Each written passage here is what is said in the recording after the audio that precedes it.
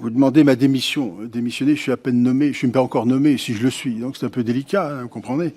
15 juillet 2026, François-Noël Buffet, proposé par Emmanuel Macron pour devenir défenseur des droits, se présente devant les députés.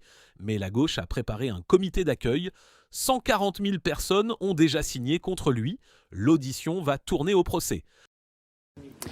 Merci Président. Monsieur Buffet, votre nomination comme défenseur des droits suscite des oppositions. Près de 140 000 personnes ont d'ailleurs signé une pétition pour s'y opposer et des agents de l'institution envisagent de démissionner, tant votre profil est éloigné de ce que l'on est en droit d'attendre d'une personnalité compétente et légitime pour exercer les fonctions de défenseur des droits. Vous auriez dû, je crois, vous-même renoncer à cette nomination puisque rien dans votre parcours ne la justifie. En 2013, vous avez participé aux manifestations visant à s'opposer au mariage pour les couples de même sexe et signé la charte de la Manif pour tous en 2014. Là, vous avez parlé de polémiques et de controverses, mais l'homophobie, monsieur le ministre, n'est pas une controverse.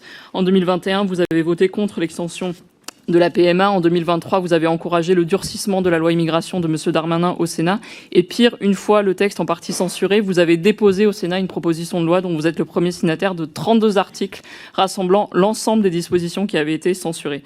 Enfin, j'ajoute qu'en 2024, vous n'avez même pas soutenu l'inscription de la liberté d'avoir recours à l'IVG dans la Constitution, mais défendu la même année la suppression de l'AME. Comme ministre des Outre-mer de M. Barnier, vous avez déclaré que la question de la déchéance de nationalité de Rima Hassan se posait en faisant fi de toutes les règles de droit international en vigueur.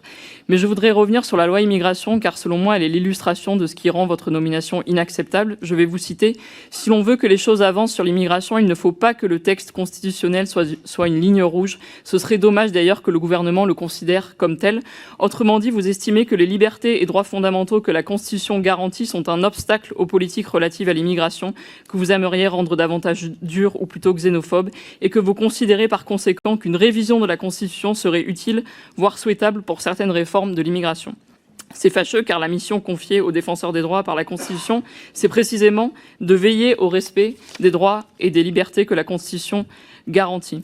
J'ai donc une question à laquelle je vous invite à répondre sur les discriminations. Alors que le défenseur des droits est chargé de lutter contre les discriminations et la promotion de l'égalité, comment comptez-vous exercer cette mission puisque vous avez, au cours de votre mandat de sénateur, sans cesse voté en faveur de dispositions qui aggravent les discriminations, qui les légitiment ou qui les légalisent? Finalement, comment pouvez-vous prétendre vouloir devenir défenseur des droits, c'est-à-dire veiller aux droits et libertés que la Constitution garantit, alors que lorsqu'on consulte l'ensemble de vos votes, vous avez plutôt fait en sorte de vous asseoir sur ces droits? Peut-être appliqué.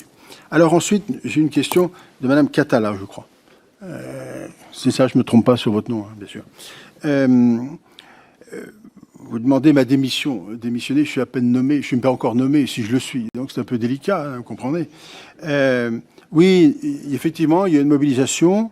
Je l'ai vue. Elle ne m'a pas échappé. Je crois qu'à l'époque, M. Toubon avait à peu près la même, si ce n'est plus. Sans doute parce qu'il était plus connu que moi, vraisemblablement. Et donc, je voudrais vous dire qu'il y a beaucoup de gens. J'ai regardé la liste des personnes, alors, ceux qui ont écrit, qui ont signé leur déclaration, et puis les associations qui ont signé. Je suis assez surpris, mais je ne vous fais part que de ma surprise, parce que ce sont, pour beaucoup d'entre elles, ce sont des associations avec lesquelles j'ai travaillé. J'ai travaillé soit comme maire, soit comme parlementaire, soit comme conseiller métropolitain, et je n'ai pas, je sais bien, ça peut gêner, je comprends, mais je sais bien que, donc je suis un peu surpris. Bien. En revanche, sur les lignes rouges que vous évoquez,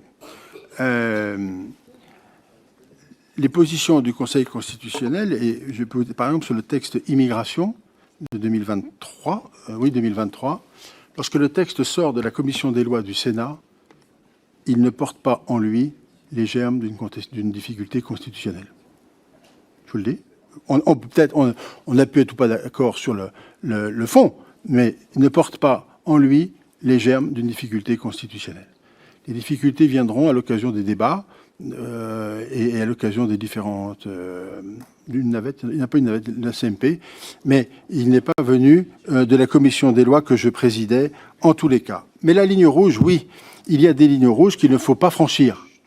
Et on ne franchit pas les lignes rouges sur les principes qui sont fixés par le Conseil constitutionnel. Oui, madame, je suis intimement convaincu de cela.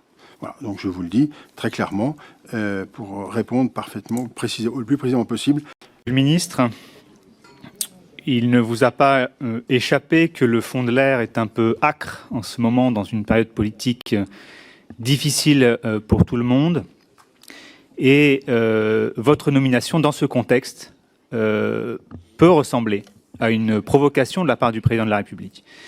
Je le dis avec un peu de gravité quand même, parce que la question du recul des droits se pose concrètement pour nombre de nos concitoyens. Je veux vous entendre clairement sur la question de savoir si, oui ou non, vous avez eu connaissance d'un marchandage entre la droite sénatoriale sur votre nomination contre celle du directeur de la Banque de France. J'aimerais aussi vous entendre sur le signal politique que ça envoie aujourd'hui par rapport à la période politique que nous traversons. Vous avez répondu au rapporteur sur votre parcours, mais vous n'avez pas répondu au rapporteur sur le rôle du défenseur des droits dans la période actuelle, qui doit être un rôle, je crois, comme monsieur le rapporteur, un rôle de combat, parce que les droits sont en difficulté, sont attaqués de toutes parts. Et vous n'avez pas répondu non plus sur la question de savoir quelle aurait été votre réaction en tant que défenseur des droits, votre réaction publique sur une prise de parole d'un ministre qui aurait dit au hasard l'état de droit, ça n'est pas intangible ni sacré. Vous avez répondu sur votre conviction, mais est-ce que vous auriez eu une parole publique sur cette question ? Voilà, je crois qu'il faut replacer votre nomination dans un contexte. Ça n'est pas pour être désagréable sur votre personne, mais on a aujourd'hui beaucoup de signaux qui nous indiquent que la société française peut basculer et que l'état de droit est en danger, que les droits individuels sont en recul. Pourquoi le président de la République, si ça n'est pas un deal avec la droite sénatoriale, pourquoi vous a-t-il choisi vous ? Oui, Monsieur Buffet, je vais prolonger la question de mon collègue. Ne croyez-vous pas que le président de la République aurait pu trouver mieux ? Pourquoi prétendre à une fonction qui consistera à défendre l'effectivité de droit que vous avez passé, ça a été rappelé par les collègues, votre vie entière à combattre. Le défenseur des droits protège les étrangers, vous avez milité pour plus de brutalisation, de rétention, d'expulsion. Le défenseur des droits veille sur la déontologie policière, vous avez, ministre à Beauvau, nié la réalité des contrôles aux faciès. Vous pouvez essayer de vous rattraper là, mais on se souvient de questions au gouvernement qu'on vous avait posées. Le défenseur des droits est un garant de la laïcité, telle qu'elle est fixée dans le marbre de la loi de 1905, avec monsieur Retailleau, qui était votre ministre de tutelle au moment où il haranguait des foules fanatisées au cri de « abat le voile », vous en défendez une version dévoyée, radicalisée, que votre future institution qualifie elle-même d'erreur juridique. Le défenseur des droits doit être habité par la passion de l'égalité. Vous avez combattu le mariage pour tous et vous vous êtes abstenu quant à l'inscription du droit à l'IVG dans la Constitution. Plusieurs points qui se suivent, Monsieur Buffet, ça forme une ligne. La vôtre, on peut la qualifier de récalcitrante, pour le dire gentiment, à l'égard des droits conquis ou à conquérir. Alors pourquoi voulez-vous qu'à 62 ans, on vous imagine une carrière de défenseur ? N'avez-vous pas de scrupules, d'éthique pour oser postuler à défendre ces droits que vous avez si souvent, si constamment, si durement et si sincèrement combattus ? Cette institution, c'est pas un trophée. C'est pas un bâton de maréchal pour couronner un parcours, ça peut pas être l'objet d'un deal, d'un marchandage politicard. Comment souscrire, je le dis aussi à nos collègues qui vont voter dans quelques instants, sans honte, à cette énième provocation du chef de l'État, qui nous inflige le scénario grossier de sa dystopie crépusculaire, saccageant méthodiquement toutes les institutions, les principes et les digues qui nous protégeaient jusque-là de la marée brune qui se prépare. Je voudrais enfin peut-être répondre à la notion du marchandage qui a été posée.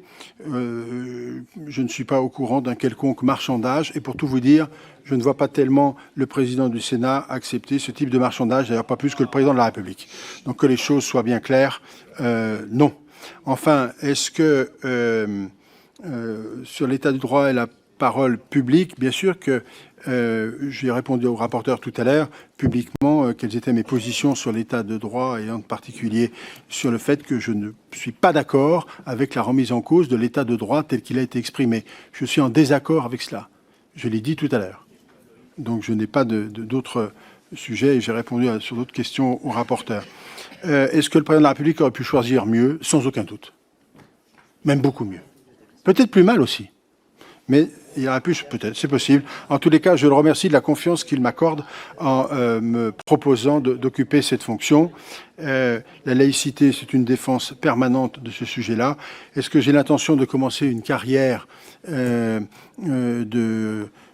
que vous qualifiez de défenseur des droits, compte tenu de tout ce que je pense? J'ai bien l'intention de continuer non pas une carrière, mais d'occuper une fonction pour faire respecter les droits dans ce pays. Oui, absolument. Ça, j'ai vraiment l'intention de cela. Je vous le dis, c'est assez clair. Enfin, Aurez-vous l'élégance de refuser cette désignation ? Je n'aurais pas eu l'inélégance de la poser, cette question, pour être très... Un homme accusé d'avoir combattu toute sa carrière les droits qu'il devra désormais défendre. Provocation de Macron ou procès d'intention de la gauche ? Dites-le en commentaire et abonnez-vous à En Clair.